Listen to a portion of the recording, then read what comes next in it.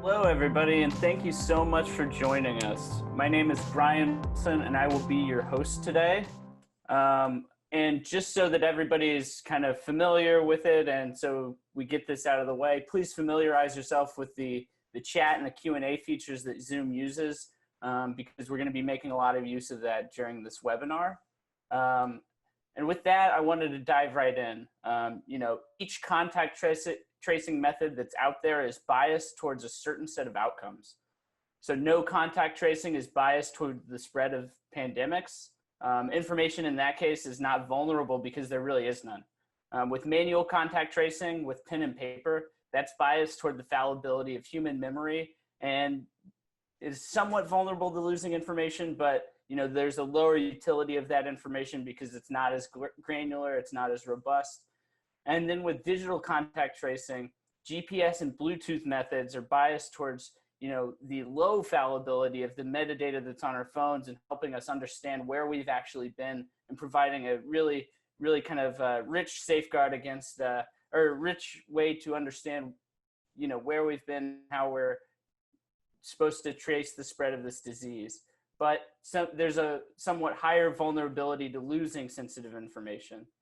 And so helping us make sense of what is at stake with these various trade-offs in terms of privacy, security, data protection, and epidemiological utility are Dr. Ramesh Raskar from the MIT Media Lab and Dr. Ed Felten, the founding director of the Center for Information Technology Policy at Princeton University. And with that, I'd like to kick it over to Professor Ramesh to kind of show us what some of these trade-offs are and to walk us through, the COVID safe pass way of evaluating these things.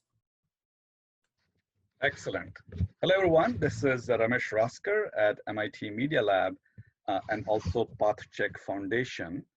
And let's talk about privacy-preserving solutions that are for contact tracing, but also want to introduce two concepts today that you may not have heard before, which is how to use Wi-Fi and how to use machine learning.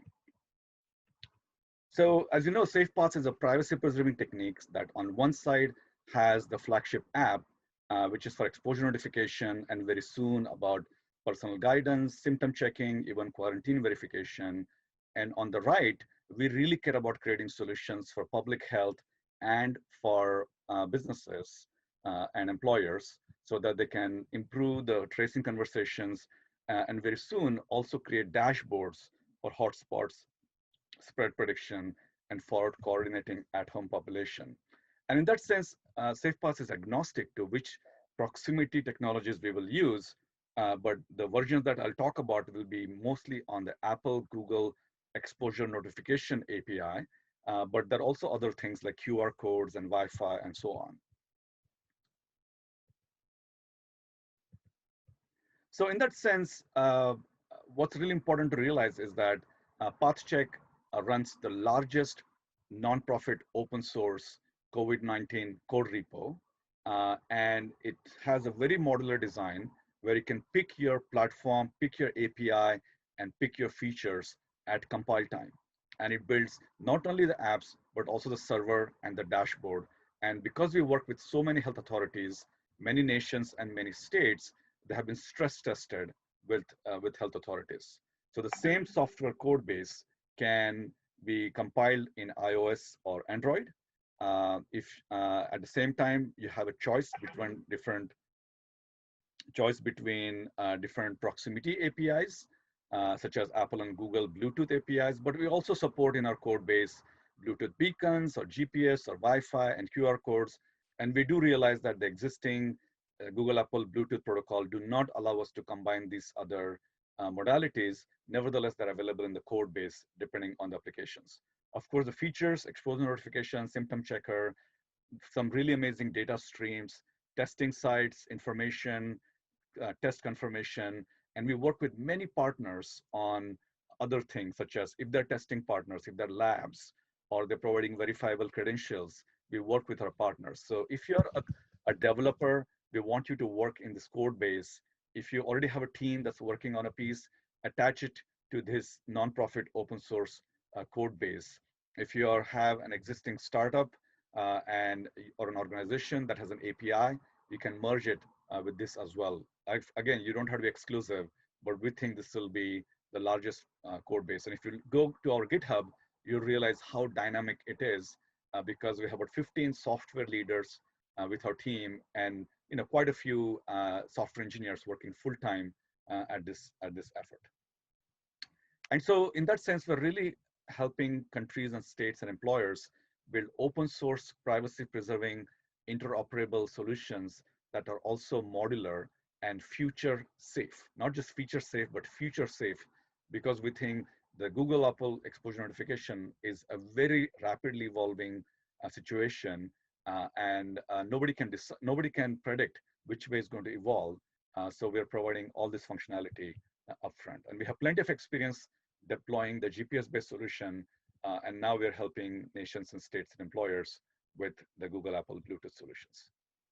So this project Aurora, that's based on Bluetooth, has risk calculator, symptom checker, and public health information. But to be compliant with Google and Apple, it has no GPS or any other sensing information in it. So our goal is to really build open source code to build customizable apps for governments and public health with dashboards. And one of the key aspects of this is we realize that a purely digital solution is not going to save the world, is not going to tame the pandemic. So we have to work in coordination with manual contact tracing operations, call centers, case management systems, and we actively work with governments and public health for that as well. So we're delighted to have a COVID Safe Alliance that's made up of course, many MIT faculty and mentors, and also our work is shaped by conversations with WHO and HHS and CDC and Mayo Clinic. And this particular presentation is brought to you by PathCheck Foundation, which is a well-funded organization with a very large team working together. And we are not just about exposure notification or even contact tracing. It's about symptom checking, triage, checking who needs a telehealth solution, deciding who needs the medical or other help, deciding who's positive, interfacing with tests, figuring out how to manage at-home population who might have been isolated or exposed or have been infected. How do they come back after 14 days or 21 days to resume their daily activities, getting low risk certification, working with public health in how they can monitor and also create those dashboards. And we want to do this by preserving privacy at every stage, which means without asking name or email or their address or anything else at all, and be able to achieve this end to end. And by privacy, we don't just mean privacy of an individual. It could be because of regulations or trade secrets or national security, and also an incentive for individuals to participate. And we have a similar workflow for businesses as well, whose needs are different than needs from traditional public health entities. So we're welcome to go into details with that.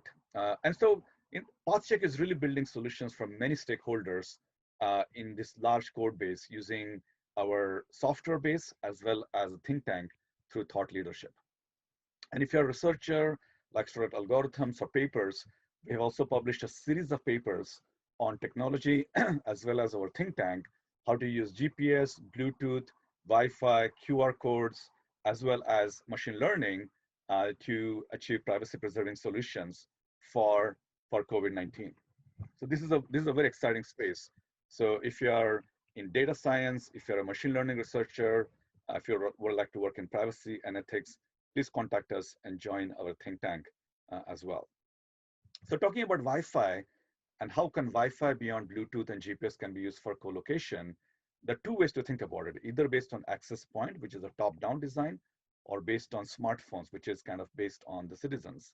And access points, the solutions would involve figuring out which MAC addresses or smartphones were available at a MAC address of a wall-mounted access point, and that would create a proximity group.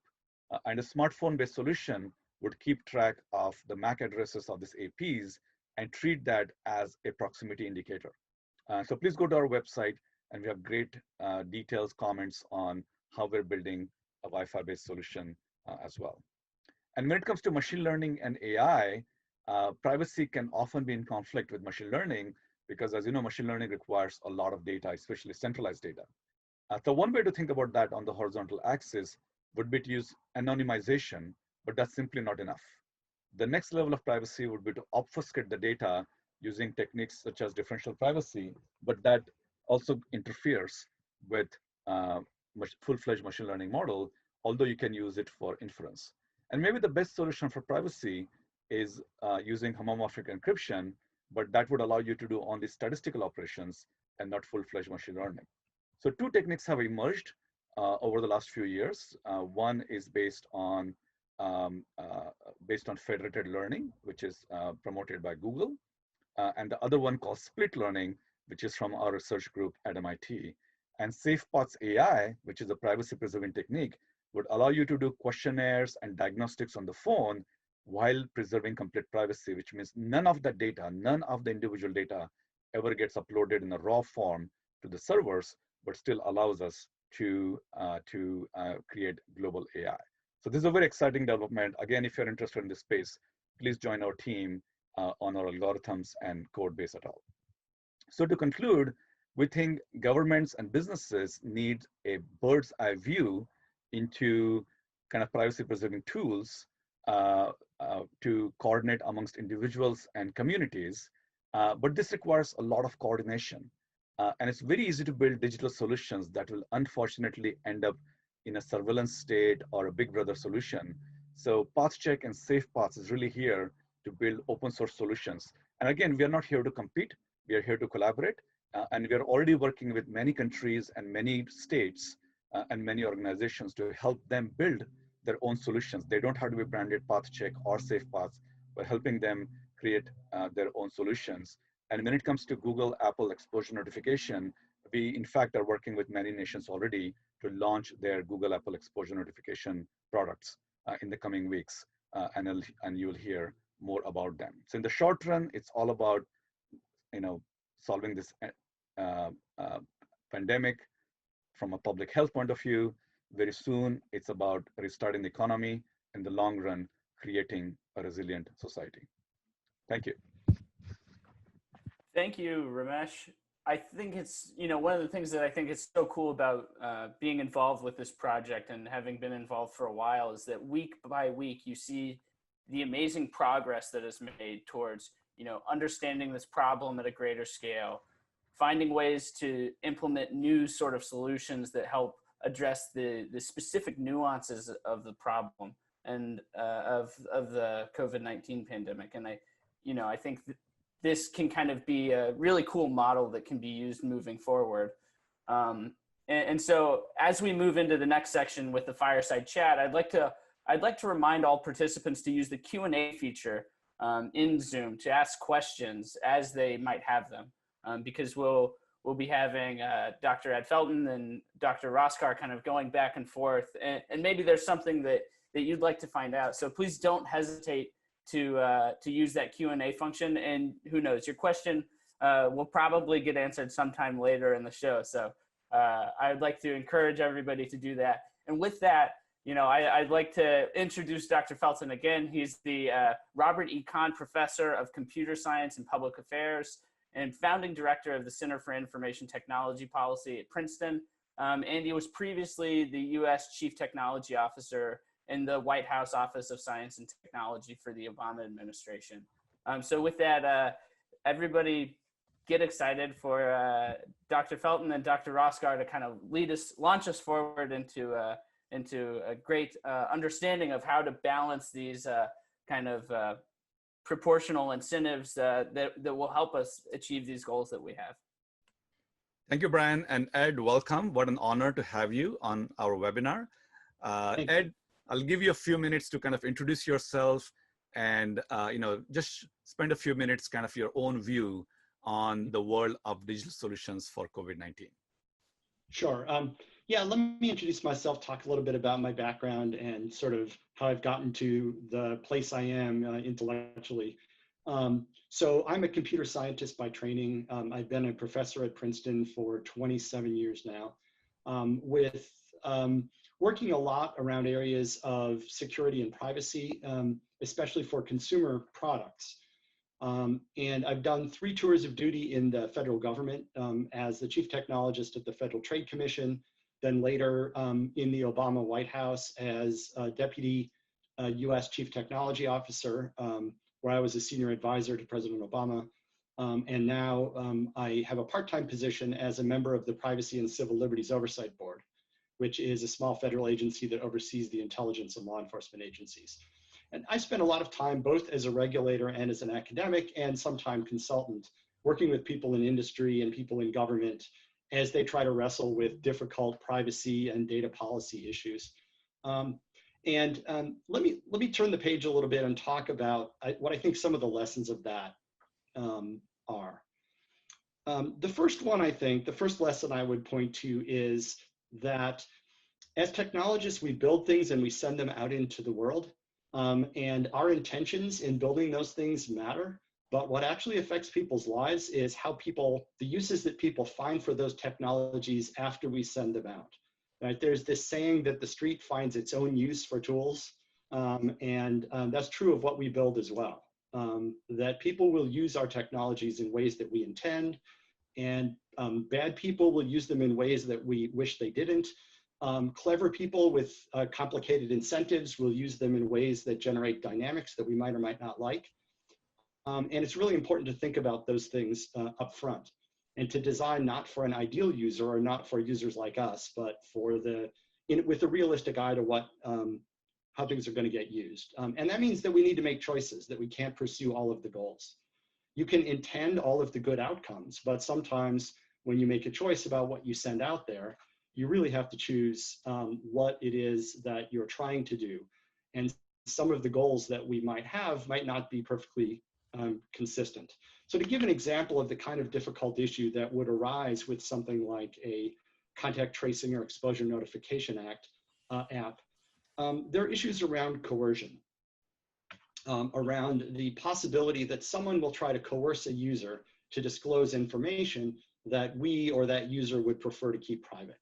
And there's lots of different scenarios for coercion.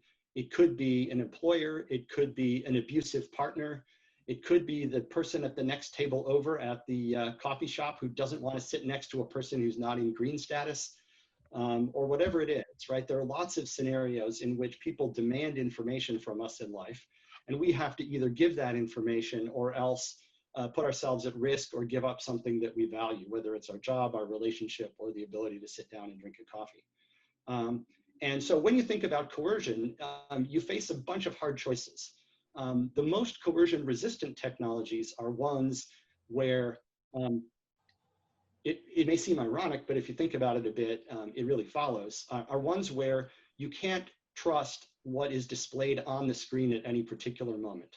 So for example, a user experience where the user is notified and then they can clear the notification, and after they clear it, everything is reported as all clear. That is a very coercion resistant approach, because the user in the privacy of their own home can view their notifications, then clear them. But what that means is when they go to work and the employer says, I want to see your screen, see what your status is, that person can show themselves as perfectly clear, even if they're not. So this is a case where you have to choose between protecting the user from coercion versus letting the employer get the kind of information they might want for their own purposes. And there's not easy choices here. And it's not enough to intend all the good things. So that's an example. The best practice in dealing with these things is, I would say, two things. First is to have a thesis about what it is you're trying to achieve. And if you have a product that's configurable, you might have multiple theses, but it's important to sort of be clear about which one you're in any particular situation. What is it we're trying to do? Is protecting users against coercion a strong goal?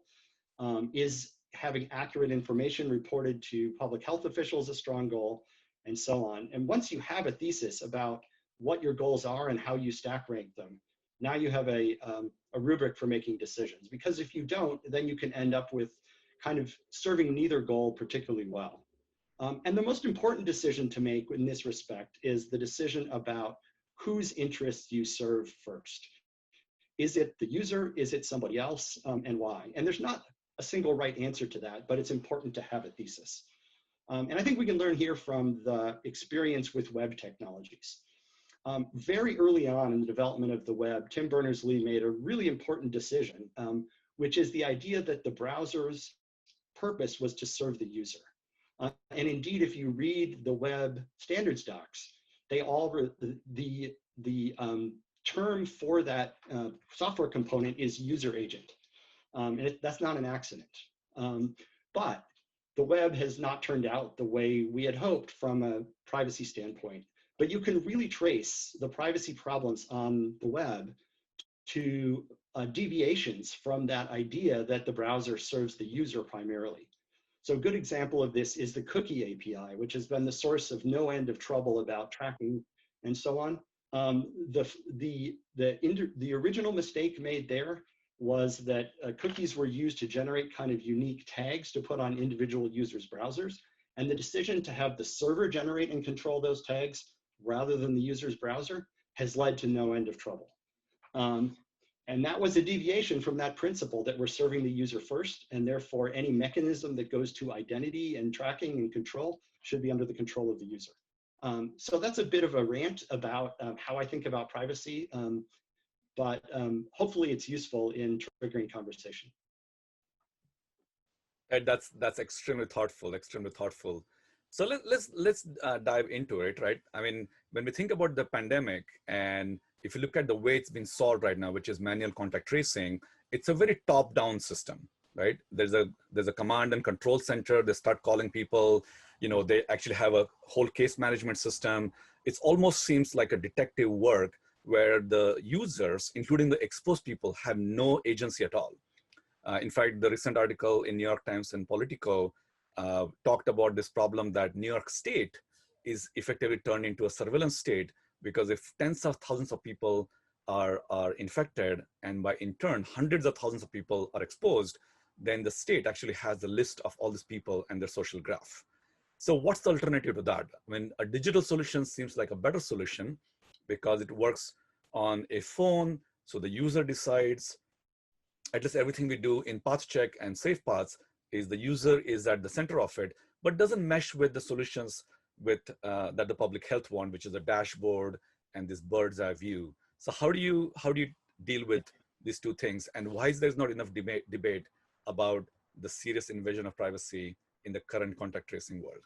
Well, yeah, I mean, I think the trade-off, I guess I agree that the discussion of trade-offs between manual versus digital contact tracing or exposure notification, it's been a pretty disappointing debate because both, I think, raise serious privacy issues. They, just looking at the sort of effectiveness of both at helping to manage the pandemic, the disease problem, I think of them as more complementary than as competing. That manual contact tracing can do and know things that an app can't. When I encountered this person, were they wearing a mask? Was I wearing a mask? Was I facing toward them or away from them? Were we talking loud or singing or doing some of the other things that have been shown to expel more particles, more virus particles into the air? There's a lot of context that you might be able to get from a person, from talking to a person who was there. But on the other hand, you know, the digital contact tracing, it's in some ways more accurate in terms of timing. It helps you identify contacts with people that you don't know. And so from that standpoint, it's complementary. As to which one is better or worse from a privacy standpoint, I don't think you can answer that in the abstract. There are much better and much worse ways of designing an ecosystem for manual contact tracing. And that goes to things, not just what questions are asked of the end users, but also things like how you vet the people who do the contact tracing and what kind of systems you use to manage the data and what your data retention policies are. What are the regulations or legal penalties for misuse of the data? What kind of oversight and auditing do you have of the process, right? There's just a lot of different aspects. And the same is true of you know, an app-based approach. I think you really need to dig into the details of what is happening. And I think that's also one of the things that has emerged a little bit from the public debate. There is this desire, I think, in some circles to debate this in the abstract, that like all tech is evil for this, or all tech is good for this, or like we can't trust something because Apple or Google had built a part of it, or we should trust it because they did. And I just don't think that's productive. The question is, what specifically are we building, and what kind of overall system and what kind of safeguards are built into what we're doing? And then, we can let each of these technologies play its role. Because the way I think of this is, this is basically a fight to reduce the spread of the disease, to reduce that parameter R naught. And each of these things multiplies R naught by some multiplier, and we need to cram together enough multipliers to get R naught down below 1. And so if you get 10% reduction from manual contact tracing and 10% from apps, great, let's do them both. That's right. That's right. So let's take that, right? I feel that there has been so much polarization in terms of how we think about it. On one hand, manual contact tracing is considered kind of the state of the art, and that's kind of the holy grail, and nobody should discuss that or challenge that. And the costs are enormous, tens of millions of dollars per state, and they bring in a very strong kind of the human aspect of it, the empathy, engagement, ability to address vulnerable population, and so on. So it has kind of its pluses and minuses. And then on the app side, in fact, the very first thing we did when we started this project is we wrote a paper called Apps Gone Rogue and Unintended Consequences. And we looked at all the different possible design choices and all the different ways things could go wrong if we deploy apps and what we should do. And we try to do the best we can.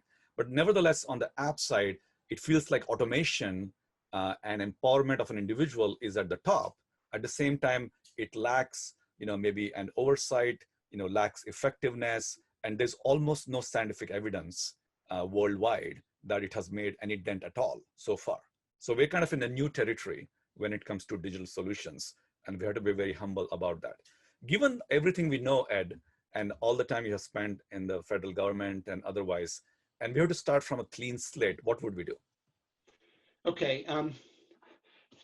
Yeah, so I think one thing I think it's important to put out there right up front, which I assume you would agree with, is that there's a really important role for sort of counseling and good health advice being available to people.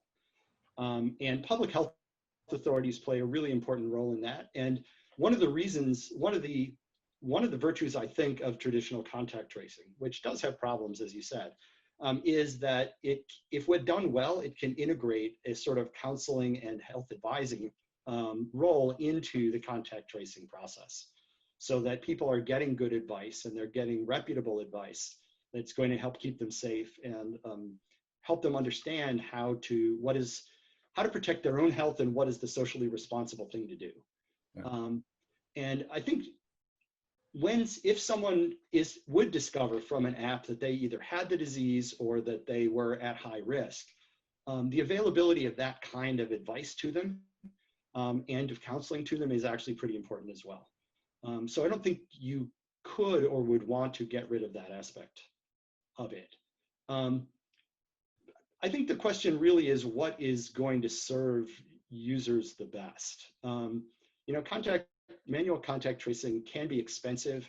I think it faces nowadays some barriers that it didn't before, namely just the fact that many people don't answer their phone or are inherently suspicious of calls from numbers they don't recognize. So if some person calls you, some number you don't recognize calls you up and says, "Hey, I'm from the local public health department and I'd like to talk to you about your health," people will be skeptical of that because of the experiences they've had, right? And so I think you will see, and probably are seeing, less compliance with manual contact tracing, not necessarily out of resistance, but just out of skepticism that a person who calls on the phone is who they say they are. So that said, I guess I would say two things about the apps. Number one is, one thesis you might have about what an app is supposed to do is that it is a personal advisor for the user. And that its main or maybe even only goal is just to see to it that they get good advice based on their circumstances. And so an app designed with that thesis can be trying to get information about the user's circumstances and to the maximum extent possible, make sure that nobody else can see it. And then to try to either give the user advice or to vector them to services or advisors who are going to be able to help them based on their status, right? So that's the sort of advising role. And arguably, I think if you're building an app that really is designed to serve the user as an individual, as its highest goal, that is perhaps the right view to take. So in that case, the question is, how do you integrate the kind of advice that the app can give with other kinds of advice and human services that can only be provided by people or by outside systems? Number one. And number two is also how you make sure that the advice you're giving users relative to their health is actually grounded in the best science and the best public health knowledge. Yeah. Right? And all of those things are going to involve working with big, expensive, complex human systems outside your own team. Right, right. That's fascinating. So, I mean, on one hand, it's very difficult for us to kind of spring up a system, either for manual or for digital solutions in the middle of a pandemic, because so many pieces have to fit together and everybody has intention and everybody realizes that this is a crisis of a lifetime. Every individual is trying to do something good and participate in possibly solving this problem. But like you said, intentions alone are not good enough to make it happen. So do you see this is also, on a positive side, this is also a moment when we start thinking about public health in a new way, given that so much debate has happened, you know, like every crisis in the past, something good has happened. What do you see, what are some good outcomes do you see coming out of this crisis for public health and digital solutions? I mean, I can see a few things. One is, I think it's pretty clear that we as a society or our systems dropped the ball in the early response to this particular disease and I think we will learn things that will help us do better next time at detecting a problem and early response. So I think that's number one. I also think that there will be a lot of, I think once we have put this into the past to some extent, there is an opportunity to have a postmortem and to think about what we have learned about our health systems nationally and internationally, and you know, where they have failed us and what are the social conditions that connect to those failures. Like, what can we do to build an overall system in society that's more resilient against these kinds of things? Because I think the failures will be pretty obvious. And I would hope to see some kind of really organized effort, whether it's, you know, some sort of national blue ribbon panel like the 9/11 Commission, or whether it's a big study by the national academies or both, which really looks at this in a big picture way and says, what can we learn? And I think we'll learn some things about preparedness. We'll learn some things about how to build a health system that's more resilient. We'll learn some things about how to be prepared for disasters.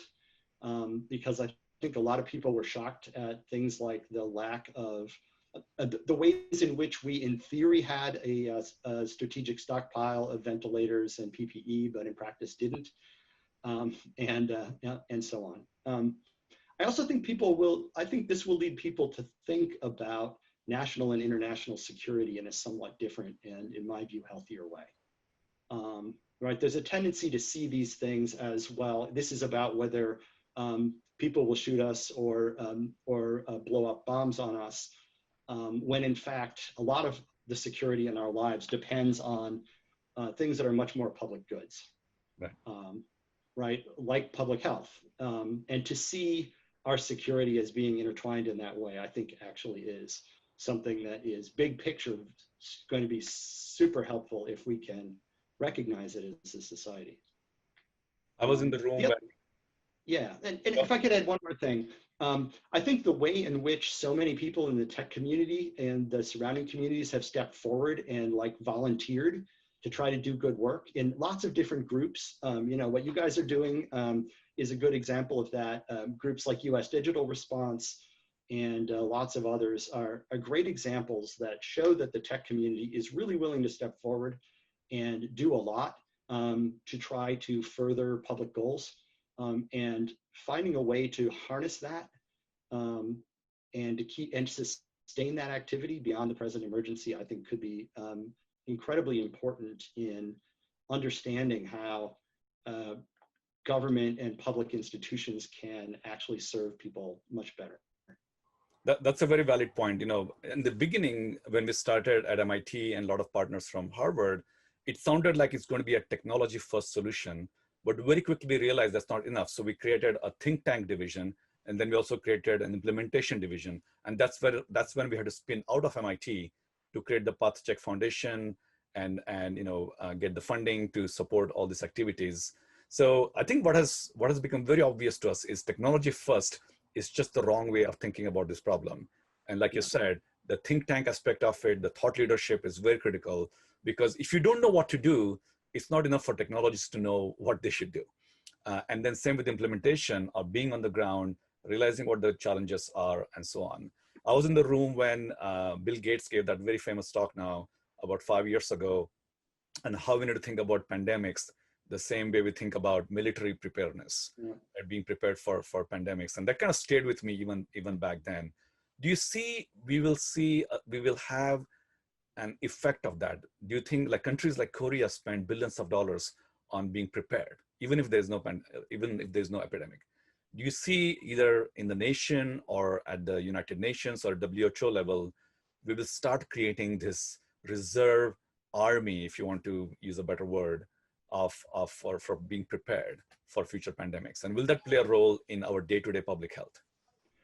I think we will have systems. I certainly hope, and I think it's likely that we'll have systems that are built up involving people, involving resources, involving more preparedness and awareness. I think that the structures, the organizations we already had that in some cases really underperformed are likely to get some reform or reboot, but in the same way, we'll see a lot of new things going on. I think though that moving forward, you can imagine a world where we have some sort of system like the sort of terrorist threat level color codes that we used to have, where you have different public health conditions based on what's going on. And I think if we're in the normal green condition, we won't see much of anything being different in everyday life. There'll be some changes in social customs, less handshaking, more careful hygiene, on the margins. But people, I think when we're in the normal state, will live lives not too different from what we had before, but we will be more prepared to go into other stages. And to respond in a more gradual way to things that happen, instead of what happened this time, which is to a large extent, people went about their normal lives, and then all of a sudden we were like in serious lockdown. So I mean, I think we will see this. I hope we'll see a change in how people view collective security, but we will have to see. And I think it also leads to a change in the ways that people think about research and the ways that people think about education. People will recognize this risk as a larger one. Yeah, but I mean, if your analogy with the 9/11 Commission is a good one. Nevertheless, it seemed like an impact on the background of how the government functions and so on. This particular one, especially when I look at my students who are graduating now, people who have lost jobs, especially people who are underprivileged, who are giving wrong information, and even today feel very excited about this. Do you think there's going to be kind of a cultural, societal impact on how people think about future public health challenges? And what are some early indications we're going to see? Like, are we going to see the namastes and bowing replace handshake? Or like, what are some early indications that the culture is changing, not just from how the government behaves, but how the society behaves with each other? Yeah, I mean, I think the etiquette of social interaction may be different, less handshaking, less cheek kissing, and generally less direct physical contact between people, certainly less skin to skin contact. And I think you'll see different protocols in places. You won't see a salad bar in the restaurant where everyone touches the same utensils. You will see probably more surfacing of hygiene and cleaning in places. You'll see changes in what kind of surfaces you see in newly built public places. You're going to see more surfaces that are easy to clean and easy to disinfect and that you can spray bleach on overnight, and less sort of padded and so on. So I think you'll see it in the physical environment, more things designed for cleaning. You'll see it in etiquette. You'll see it in retail and other settings where a thing that someone else has touched has more of a need to be cleaned before someone else touches it. Probably around the edge, one of the things I dearly hope we do see is people taking more seriously the duty to protect others from infection if they're sick. So seeing more people wearing masks out in public, even in a non-pandemic time, the norm that you see in Japan and some other places where if you might have a cold or something like that, you ought to wear a mask out in public. And so we'll see people, I think we'll see more people more frowning on things like going out or going to work when you're not feeling well, when you have a fever.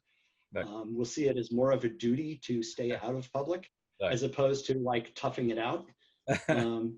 And I dearly hope that that is accompanied by laws and employment practices that don't punish people for doing that. Right. That I think is one of the big changes you may see in law, right, is things like mandatory sick leave, with the idea being that it's critical that people not have an incentive to come to work when they're sick. And before we open it to Q&A, I just want to kind of take one more view of technology, given both of us come from that background. Do you see this is also a new kind of a window into new type of a new computing era? I mean, my own research is about various types of privacy preserving methods, I would say differential privacy, encryption and so on. Do you see a new revival, and will that have an impact in public health? What have you seen in the last few months that looks really promising and could have a major impact going forward? I mean, I do think the conversation about the privacy impacts here and the different choices and different types of privacy preserving technologies can have a really important role going forward. The privacy conversation, so, we've seen this big change where there's been a lot more learned about privacy, about the technical aspects of privacy as a problem, as well as a much richer and better understood set of methods for addressing those in the technical community. We've also seen, I think, a real growth in the willingness of computer scientists to think in a deeper way about the social context of the use of technology. So, for example, one of the big markers of this for me is people taking seriously domestic abuse as a threat model when they're thinking about how to design their technologies for use by people. But the privacy conversation has been channeled into like two main areas. There's the kind of big government surveillance conversation, and there's the 4 or 5 big companies trying to get all your data narrative, and like the practices of those companies, and that gets entwined with all kinds of other stuff. So I think this conversation opens up a new front in that in those debates. There's more space for innovation in the use of privacy preserving technologies, and space for a new kind of conversation about responsibilities and governance and what's possible and what is dangerous. So I really think we need to exploit that, right? So these conversations not only improve these products, exactly, also like get into the intellectual gene pool that that is driving the public conversation and the conversation in DC about all of this. So that would be another wonderful outcome from this really difficult time. That's amazing. I think it's technology, it's public health, it's about national preparedness, and also the society, individuals. So thank you for sharing your thoughts, Ed. What an honor. I'm going to hand it over to Brian for the Q&A. Yeah, as somebody who spent a lot of time in law, I'm so excited to hear computer scientists thinking about the ways that law and technology can kind of be combined in these new and fun ways that, kind of reduce these broad feedback loops that we're talking about. And I know that, we've had so many questions coming in that are really good and really exciting. And so I'm really happy to hand it over to Deepti now to lead the community forum section, where we can start to answer some of those questions that are based on the great conversation that was just had. And I'm really excited to hearing all of your responses. So Deepti, take it away. Thank you, Brian, for being such a great host, and Ramesh to walk us through the Safe Paths updates and how it is technology agnostic and working towards being future safe. And thanks, Ed. It's a pleasure to have you here and fascinating to listen to you. We don't want you to stop, actually. But there are so many amazing questions coming in, and thanks for so many good insights on how technology should be designed in an intentional way and understand the goals that we want to achieve by use of these digital solutions. And as you rightly said, that tech is stepping forward to provide solutions for public health. And given the technological advances today, we can and we should take advantage of this highly data-driven pandemic. Just to sum it up, whatever we've talked today here is basically that we all know that test, trace, treat are the three clear ways to fight this pandemic. And we all know that vaccines won't be available until 2021. And in many places currently, we do not even have enough testing resources. So to be able to reopen the economy, public authorities will now start to loosen or even sometimes tighten restrictions with some sort of post-peak strategy in mind. And we as individuals will also probably change our own behaviors and be more cautious or more bold in our public engagement, depending on how things shape. So what we've outlined today through our discussions between you and Ramesh is that technology can be an important component of public health response. And as you suggest, Ed, that there could be some trade-offs. We see an influx of innovative solutions like digital contact tracing, or even sometimes observing mobility data to detect movement. But here it is also important to highlight that technology first approach will not work. And for a successful integration of digital interventions, we would need to consider the privacy issues. And for this reimagined landscape to work effectively, we have to look at privacy, confidentiality, data security, informed consent, clarity of data ownership, credibility of data sets to be highly qualitative. We also need a strong understanding of local, social, epidemiological, and political contexts in order for these partnerships to be effective. So on that note, and the discussions between yourself, Ed, and Ramesh, we open the floor for conversations and questions from our community. And like you said about the two kinds of privacy, in that context, we have a question here from Brian who says, what are some of the ways that we can audit these technologies in order to ensure that they are meeting specified policy goals and not just, and they're not subject to exploitation? Ed, if you can answer that question. Ed, sure. These are rapid fire questions, so just give us short answers. Yep, sure. I point to a few things. One is red teaming. If you want to know how the system could be abused or fail to operate as planned, I think that's an important one. Another notion of audit is if you have a system that has human users who are trusted in trusted roles to logging and appropriate auditing of their activities is an important aspect of it. And then some of it goes to management, right? There's always this sort of meta approach to gathering trust, which is in how you run your organization and what kind of transparency you have about how something is working. Transparency is helpful in a bunch of ways. Not only does it help people have confidence in what you're doing, but it also deters misbehavior by people inside the organization because they know that what they do that is a little bit shady, if they do it, is more likely to be spotted by someone, and it's more likely to lead to direct embarrassment. So like anything that holds you responsible to a public is useful for this. Thank you, Ed. And as a follow-on question that comes from Vidya on that is that what are a few strategies to educate the congressional executive body about adopting digital solutions? And can there be an academia governance operating in executive capacity here? When was the last time a disruptive solution was adopted at scale by a national government, example, Singapore, China, or Israel? And what can other countries learn from that? Yeah, well, so let's see. The country I understand by far the best about this is the US. And the US just does not operate in a mode where the government decrees that we're all going to adopt some disruptive technology. That's kind of just not how we roll. When a disruptive technology comes along, it often is supported and nurtured by government over time, the internet being a great example, right? The internet, the federal government paid for and nurtured and managed the internet, and then, you know, gradually its baby grew up and got more independent and moved out of the house. But the decision to adopt the internet so widely over other technologies is something that was made by us as individuals and by the market, and not by the government. So I don't think there's any way around, at least in the US setting, the need to convince the mass of people to decide one by one to adopt something. And to do that, you have to convince them that it's better for them somehow, but also you have to build enough trust that they feel that they know what they're getting and that they're not going to be surprised. And I think for, especially in this area, that's one of the biggest difficulties, because the technology is complex and you find yourself making promises to people which they can't directly check.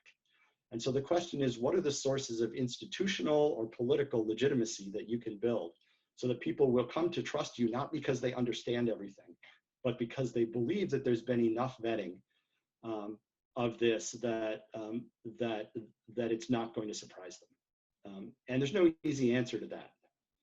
This doesn't happen fast, right? The internet going from a few weird people in places like MIT and Caltech and et cetera, using it, to everyone, to there being URLs on billboards, that was what, 20 years? So the idea that we'll go from nothing to very widespread adoption of a super disruptive technology, it's very quickly, seems less plausible now. You know, anything that's going to get widely adopted needs to feel comfortable to people and needs to fit into a mental category that they already think they need. That's great, Ed. But if I think about Pokemon Go, it had 50 million downloads in 20 days. Yeah, 50 million. Which is a lot, but it's not that it can't happen. But yeah, that's actually one of the really rare counterexamples to get to that scale, right, so quickly. But that was like a super sticky technology, one that was, you know, that was like intellectual cotton candy, that thing. Yeah, so the Indian app is not, I think is not that. The Indian app Arogya Setu broke that record, and they reached 50 million in 17 days. Yeah. So there are some examples. I mean, it's debatable whether Pokemon Go really changed the world to solve some big existential threat like a pandemic. But I'm an optimist, and one could argue that it's easier to deploy digital solutions than is to deploy physical solutions like PPEs and vaccine testing technology and vaccines. So I think there is a trade-off between the two. Absolutely, yeah. I mean, certainly the ability to scale is really important. I think one of the lessons as well, just very quickly, of all of this is that these systems consist of a lot of parts that have to work together. Right. And just because you have a vaccine doesn't mean you can manufacture it. It might be that you can't have the glass vials you need to ship it out in. That's right. There's so many support services and interconnected parts. I think with these apps, the sort of back-end testing and advising and counseling services that are needed to really let users take advantage of the information they get will be a rate limiter. But it's a good problem to have if scaling up those things is our biggest problem. Great, thank you. What I'm hearing from both of you is basically the adoption of the technology.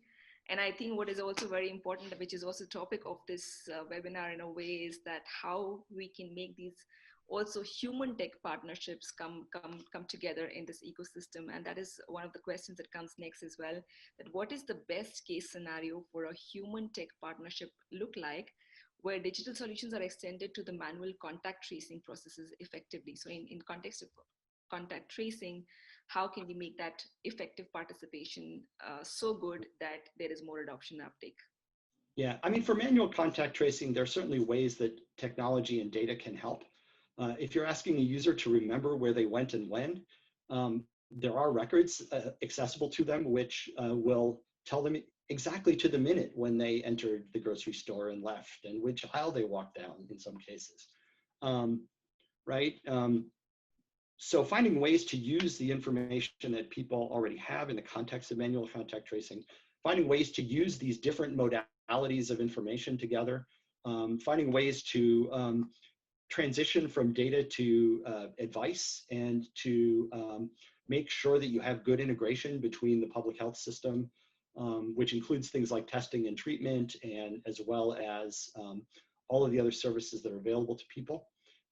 Making sure those are well connected, I think, is a really important part of it. And that's one of the reasons why working with public health authorities is really important, because they have good information about what those services are and how to integrate with them. And also they are a pretty good trusted source of advice about how to do those things. They certainly have a legitimacy that, that others don't have. Great, thank you so much. The next question comes again from Brian, who says that, as discussed, pandemics are changing the way we conceive national security. This is the point you also kind of touched upon in your presentation. So can you imagine ways that pandemics and the disease could be weaponized by different countries? And is there much thinking in this space about how to adapt to these sort of issues? Well, there certainly is thinking about biological weapons and the response to them, and that can be intertwined with the pandemic response issue in the national security world. It's not exactly the same problem. I think one of the lessons we've seen over and over is that the idea that a pandemic can run wild somewhere else in the world and we can just stand back from it and be okay really doesn't hold up. You know, we are internationally really very much in the same boat as far as the pandemic risk goes. I think one of the positive lessons from dealing with the Ebola outbreak in West Africa that happened around 2013 or 14, if I remember right, one of the lessons there was a really successful strategy was to go and fight it in the place where it was starting, and to send a lot of aid to those places, because it just wasn't going to work to let it run through West Africa and then like hope it didn't come here. Right. And to the extent that we are really interconnected in terms of how these things come, you know, we need to be in more of an international security kind of mindset rather than a national security one. The national security one comes up when you're talking specifically about biological weapons. And, you know, that's a whole other discussion. A very terrifying topic, and one that's difficult to talk about publicly, because it's one of those national security areas where the best and most complete information lives in the classified world. And therefore, it's tough for us as a public to play a full role in those conversations. But from a pandemic standpoint, I think we're interdependent, and that is the way we have to fight these things, and B, it's a reminder that that is more true than we often acknowledge in a lot of other security areas as well. Well, thanks so much, Ed and Professor Raskar and Deepti, and everybody on the Safe Paths team. I know Juliana, Simran, Renaud, and Hillary, and I'm sure I may be forgetting somebody. You know, it really takes a village to kind of put something like this together. It takes a village to build apps like this that are going to help us out of these kind of situations. And it really does take a village to discuss which of these trade-offs we're comfortable with and which of the trade-offs that we're not comfortable with. And so I'm really thankful for the conversation that we got to have as a group today, and really excited for where all of this stuff can go. And so I encourage everybody to, you know, check out the social media pages for Safe Paths, follow them, you know, tweet this link out after it's posted, share it with all your family and friends, and even the people that you don't like, just so that we can have more of these sorts of discussions. And we'll look forward to joining you next week. And thanks again for hopping on.